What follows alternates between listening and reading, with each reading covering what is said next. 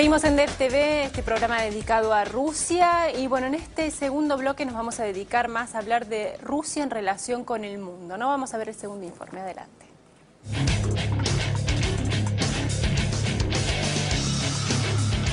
Al estallar la Unión Soviética en 1992, la nueva Rusia recibió en herencia las Fuerzas Armadas, los misiles, las embajadas, la mayor parte de su industria y 17 millones de kilómetros cuadrados que le permitieron seguir siendo el país más grande del mundo y una potencia militar y nuclear.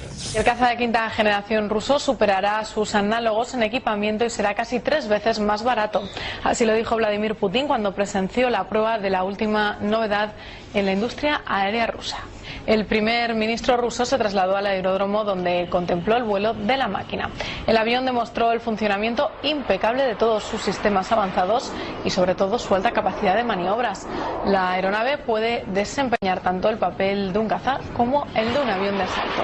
Pero la nueva Rusia cayó muchos puestos y de ser la segunda potencia del planeta.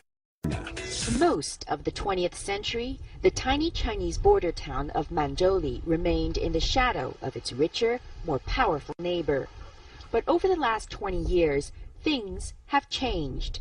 China is now the world's second largest economy, and Russia now supplies what China demands. Con la recuperación económica, el lujo brilla en la nueva Moscú.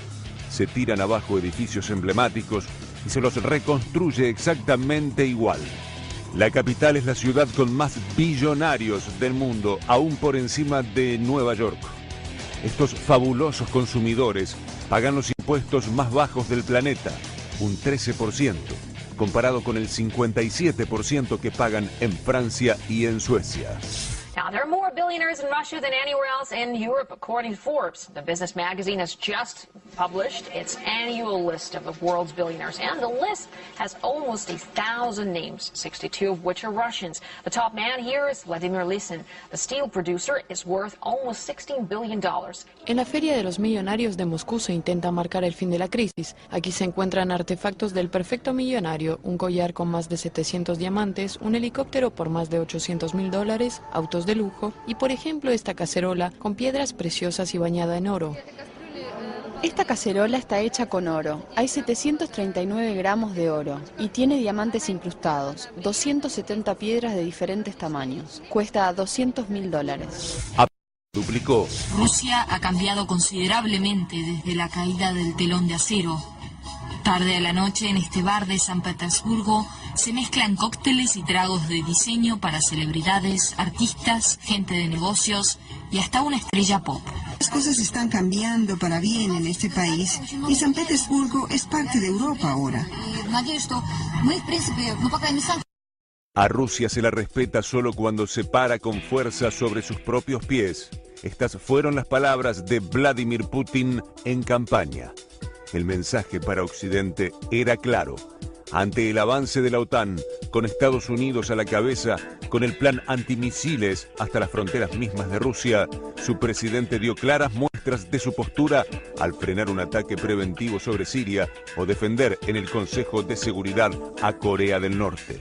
Y Rusia envía buques de guerra a las aguas sirias. La medida está destinada a prevenir cualquier ataque extranjero contra el territorio de la nación árabe. Según fuentes rusas, el reciente movimiento transmite el mensaje de que Moscú bloqueará cualquier ataque de la OTAN con el pretexto de una intervención humanitaria. En 2008 se inició una vasta reforma militar. Las Fuerzas Armadas se redujeron en 200.000 personas para redondear 1 millón y se está pasando de un ejército de conscriptos a un ejército profesional. Los soldados, por contrato, deberán subir de 40% hoy a 85% en 2020.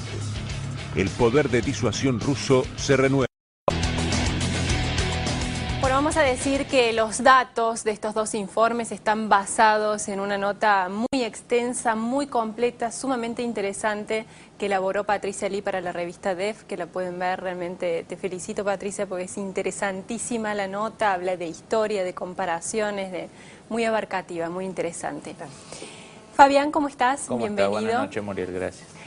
Bueno, como en este bloque vamos a hablar del lugar de Rusia en el mundo, me gustaría preguntarte primero, Fabián, el mapa que queda, ¿no?, tras la caída de la Unión Soviética, esa transición que aparenta sin sobresaltos y pacífica, y sin embargo, si vemos las cifras de muertos que han dejado hasta ahora, si bien no se puede tener un número cierto, muchos hablan de 200.000 personas, ¿no? ¿Qué es lo que dejó esta caída de la Unión Soviética? La Unión Soviética obviamente es protagonista del fin de la Guerra Fría, pero también es protagonista de dos épocas posguerra fría. La primera es el caso tal vez más extremos, también hay algunos casos en Latinoamérica y en otras zonas subdesarrolladas, de esta idea de los 90 de capitalismo salvaje, del animal spirit, ¿no?, de regreso al darwinismo social. Rusia fue escenario de eso, digamos. Patricia lo vivió en persona ya como corresponsal, digamos, esta idea de que el mercado manda todo, el Estado molesta, los privados tienen que tener poder, que derivó en una nueva nomenclatura, no política, sino de grandes empresarios, muchos de ellos exfuncionarios soviéticos, muchos de ellos jóvenes, que se adueñaron de bienes del Estado, la siderurgia, el petróleo, los minerales, etc. Ahora, en complicidad con funcionarios del Estado, muchos de ellos provenientes de la vieja Unión Soviética, porque no había forma de ser ni político ni militar en los 90 si no había sido en la época soviética, ¿no? Con la carga del fanatismo de los conversos, digamos, ¿no? Ese que hacen una exageración muchas veces de ciertas convicciones. Ahora, para fin de los 90, Rusia empieza a tener síntomas de descomposición gravísima, sociales, políticas, a nivel de presupuesto militar, incluyendo, digamos, el núcleo duro del Estado, que era su aparato de inteligencia y de seguridad, lo último que le restaba al Estado soviético de fuerte. No casualmente ese sector, lo que llaman los siloviki, ¿no?, la nomenclatura, los hombres fuertes de las Fuerzas Armadas de inteligencia y de seguridad, que habían sido cómplices o habían interactuado y se habían nutrido de esa fiesta de los 90, bueno, se dan cuenta que se está por morir. Vos podés ordeñar la vaca, lo que tenés que tratar es que la vaca no muera. Vos podés hacerla adelgazar, que rengue, pero si se muere se acabó el circo. Y ahí, a fines de los 90, en contexto de la crisis económica del 98, que es una crisis muy fuerte económica soviética, rusa, esa nomenclatura toma el poder. O sea, lo condiciona Yeltsin, al cual habían acompañado hasta ese momento, y es como que dicen, bueno, la vaca no puede morir. ¿Con posibilidades crees de volver a ser la gran potencia que fue? No, yo creo que Rusia tiene unas limitaciones, por ejemplo, graves en temas demográficos, ¿no? Una cuestión demográfica que no es fácil de revertir. Tiene vecinos muy poderosos, en el sentido de... Claro, con un país que está perdiendo habitantes, ¿no? Al contrario de lo que ve uno en lo que es la tendencia mundial, el problema precisamente de Rusia es que está perdiendo algo que... Pierde habitantes y está rodeado de países con natalidad alta, claro, países asiáticos, países islámicos, la propia China, digamos, ¿no? Por lo tanto, tema demográfico. Ahora, ¿qué tiene Rusia? Primero que todo, Rusia tiene una cantidad inmensa de recursos naturales. Es el primer productor por lejos de petróleo, de gas, de minerales. Ocupa 1/5 de la superficie terrestre del planeta, digamos, ¿no? O sea, todo lo que hay en el mundo hay grande posibilidad de que esté ahí. Segundo, tiene un complejo industrial militar que sin duda después del de Estados Unidos es el más desarrollado.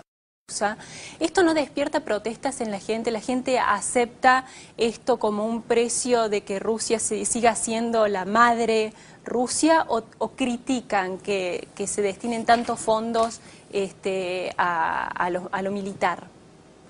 Bueno, no es un tema popular, digamos, de conversación general. Hay sí un sentimiento de que está bien que se restaure el ejército porque había llegado a una debacle durante los años 90. Entonces el hecho de que se vuelva a valorizar la profesión militar, de que se vuelvan a subir los salarios y de que además de subirse los salarios en la profesión militar se resuelva el problema de la vivienda, que era un problema gravísimo para todos los oficiales que salían y se jubilaban, está bien visto porque es un país donde el ejército tuvo un peso tremendo. Claro. Pero el hecho de que se vayan a dedicar, creo que 7.500 millones de dólares, si no estoy mal, al rearme de las Fuerzas Armadas en los próximos años, de aquí al 2020, es un hecho que ha generado incluso una crisis muy grande dentro del mismo gobierno, porque el ministro de Economía, Alexei Kudrin, que estuvo 11 años, desde el 2000 hasta el 2011, renunció el año pasado cuando se anunció la candidatura presidencial de Putin. Entre otras cosas, dicen que porque considera que no se puede hacer semejante gasto tan grande en el rearme de las Fuerzas Armadas rusas. ¿Cuál es el poder que tiene Rusia hoy en el mundo, Fabián, en este mundo multipolar, no? La Unión Soviética tiene un complejo militar industrial solo superado por los Estados Unidos. Es la segunda potencia termonuclear del mundo, es junto a Estados Unidos, digamos, para decirlo muy sencillamente, es el único país hoy que está en condiciones de destruir a los Estados Unidos. Digamos, tiene misiles intercontinentales, los Topol, tiene un conjunto, obviamente números más reducidos, con problemas, pero el poder estratégico militar de Rusia hoy, después de 10 años de recuperación, es sin duda el segundo poder militar convencional del mundo y sin duda el nuclear, digamos, decir primero, segundo, Estados Unidos y Rusia se pueden destruir mutuamente, por lo